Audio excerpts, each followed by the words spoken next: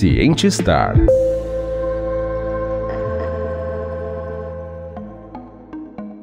Olá, ouvinte! Eu sou Luciane Tenani, professora da Unesp em São José do Rio Preto, São Paulo. E este é o podcast Cientistar.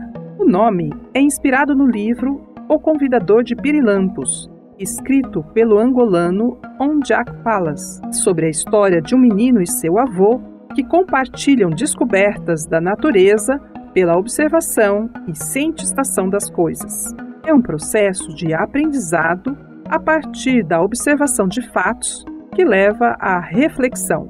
Neste podcast, licenciandos e licenciandas em letras pela Unesp refletem sobre os desafios de ensinar crianças e adolescentes sobre literatura e língua portuguesa. É também um processo de cientistação. Juntos, promovemos o aprendizado entre nossos alunos. Continue conosco para conhecer mais sobre esse processo de aprendizagem. Ouça este episódio para aprender mais sobre ensino de poesia. Fique com a gente. Oi, galera, tudo bem com vocês? Estamos começando mais um episódio do digníssimo Proficast. Meu nome é Letícia Mota, eu sou licencianda em Letras na Unesp de São José do Rio Preto e estou cursando o 3º ano e estarei como uma das hosts do episódio de hoje. E aí, pessoal, eu sou a Letícia Gonçalves e junto com a Letícia Mota convidamos a Natália Basaglia e a Vanessa Papalardo, também licenciandas em Letras, para debatermos sobre o ensino de literatura, mais especificamente o ensino de poema. Oi, gente, eu sou a Natália Basaglia. Obrigada, meninas, pelo convite. Vou adorar bater um papo sobre literatura e o ensino do poema. Vai ser bem interessante mergulhar no contexto de professores em sala de aula e discutir sobre o ensinar poema da melhor forma. Obrigada pelo convite, meninas. Eu sou a Vanessa Papalardo. E então, bora começar? Bom, nesse episódio nós vamos começar a apresentar para vocês um poema que vai ser mostrado aos alunos do ensino fundamental, que estão cursando o 7º ou 8º ano. E como nós, futuras professoras e futuros professores, podemos ensinar o gênero do poema de uma forma simples, divertida e instigante, fazendo relações e referências do nosso cotidiano. E isso é importante porque existe um certo medo, um tabu em relação aos poemas, sobre a dificuldade de compreensão e interpretação, não é mesmo? É pensando nessas dificuldades que hoje o nosso objetivo aqui é simplificar como trabalhar um poema em sala de aula de maneira mais simples para os alunos. Em um primeiro momento, vocês podem destacar a importância do poema em sala de aula? Claro! Então, de acordo com Flávia Medeiros da Silva, em sua obra A Importância da Poesia para o Ensino de Literatura, é fundamental incentivar e estabelecer o ensino de poesias e poemas em sala de aula, uma vez que ela é imprescindível para a formação de conhecimentos. Por meio do poema, o estudante é capaz de conhecer múltiplas culturas, lugares, crenças e também tornar-se mais humanizado e mais humanizador.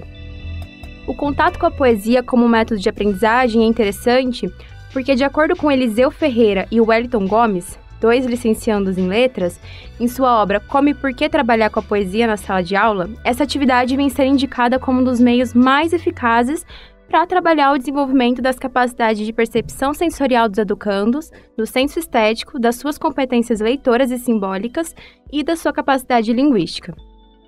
E segundo os mesmos autores, a escola não quer e nem tem como função fazer poetas. O objetivo é outro, é o de transformá-los em leitores aptos a interpretar e compreender o que o poeta quis transmitir através dos versos. Ela busca despertar, desenvolver no aluno a habilidade para sentir o poema e cabe ao professor essa missão de sensibilização. Agora, vamos realizar a leitura do poema Trem de Ferro, que iremos utilizar como exemplo para trabalhar em sala de aula. Ele é considerado um dos mais consagrados trabalhos do escritor Manuel Bandeira, poeta modernista. Foi escrito em 1936 e possui marcas de oralidade, ritmo e musicalidade em seus versos. Se tiver curiosidade, você encontra mais informações desse poeta na obra O Tradutor Modernista, de Cristiane Vensky Nogueira, disponível na revista Letras, Artes e Comunicação, no setor de linguagens, volume 6, entre as páginas 143 e 162, publicado em junho de 2013. Vamos lá. Trem de Ferro, Manuel Bandeira. Café com pão, café com pão, café com pão. Virgem Maria, que foi isso, maquinista? Agora sim, Café com pão, agora sim, voa a fumaça, corre cerca, ai seu foguista. Bota fogo na fornalha que eu preciso muita força, muita força, muita força. Oh, foge bicho, foge povo. Passa ponte, passa pasto, passa boi, passa boiada, passa galho de engazeira, debruçada no riacho. Que vontade de cantar. Oh, quando me prenderam no canavial, cada pé de cana era um oficiar. Oh, menina bonita do vestido verde, me dá tua boca pra matar minha sede. Oh, vamos embora, não gosto daqui. Nasci no sertão, sou de Oiricuri. Oh, vou depressa, vou correndo, vou na toda que só levo pouca gente, pouca gente, pouca gente. Nós vemos logo de cara que o poema se inicia com os versos café com pão, café com pão, café com pão. O café com pão até hoje representa o clássico café da manhã do brasileiro. Nesse trecho, então, o autor está falando sobre uma situação do cotidiano do brasileiro. Além disso, nós vemos que tem um trecho em que o eu lírico, que é essa voz que expressa a subjetividade do autor do poema, fala sobre seu sentimento dentro desse trem. Não gosto daqui, nasci no sertão. Esse trecho é bem interessante porque o eu lírico afirma que não gosta de onde está. Isso justifica o fato de estar usando como argumento seu lugar de origem. Nesse sentido, então, vemos trechos em que ele deseja ir embora. Vou-me embora, vou-me embora.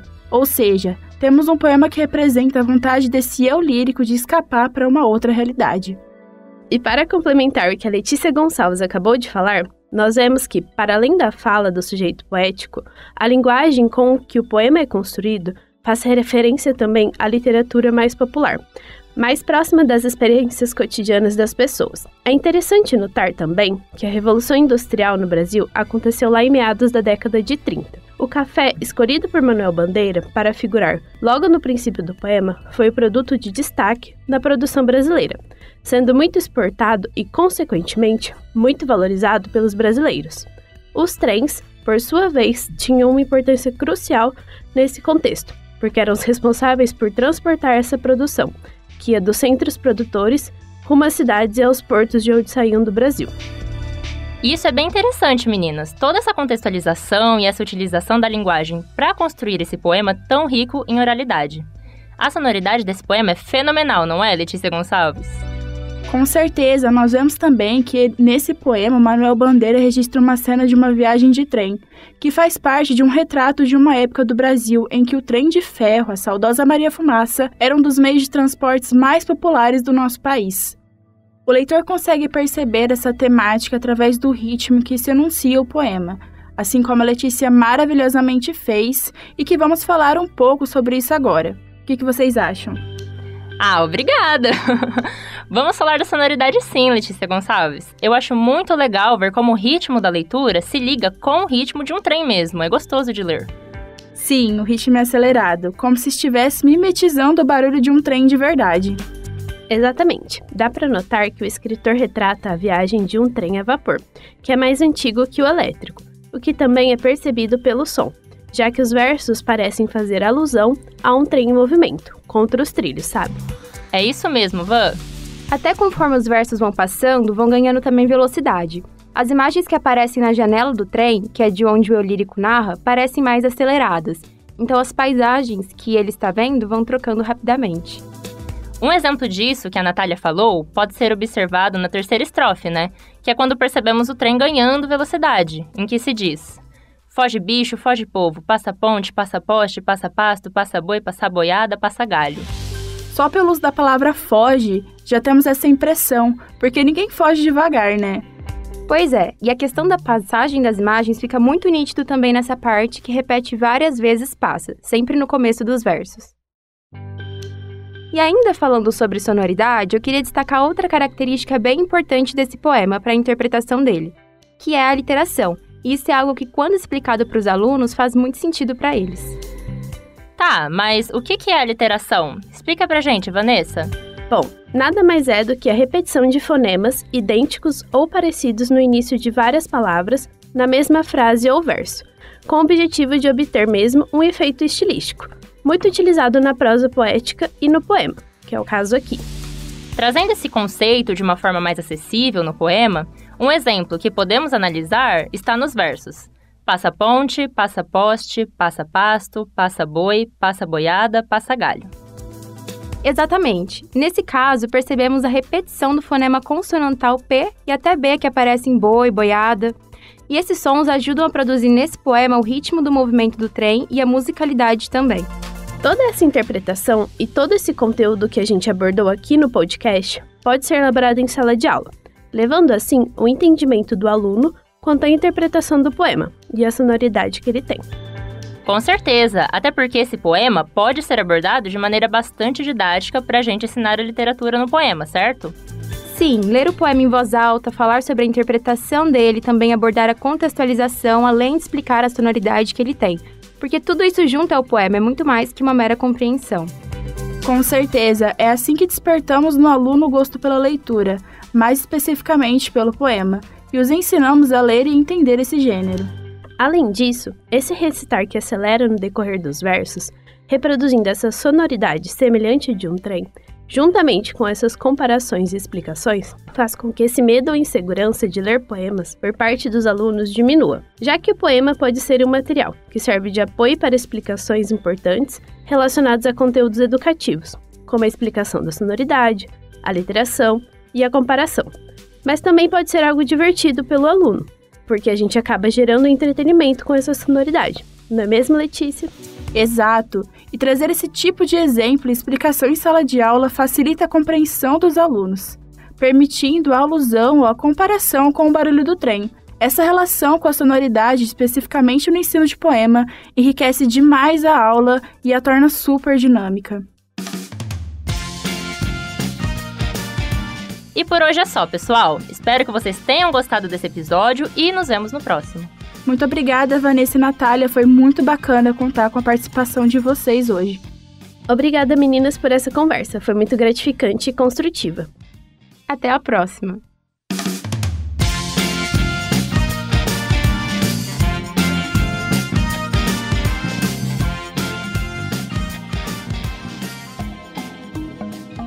Agradecemos aos nossos alunos e alunas que compartilharam suas experiências e conhecimentos. Ao Rômulo Borim, responsável pela edição, sonorização e publicação dos episódios deste podcast. Se você tiver comentários, envie uma mensagem para mim, Luciane Tenani, no e-mail luciane.tenani@unesp.br. Obrigada por nos ouvir até aqui.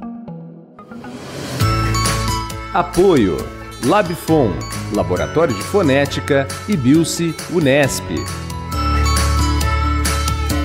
Realização Unesp, Campus de São José do Rio Preto. Cientistar.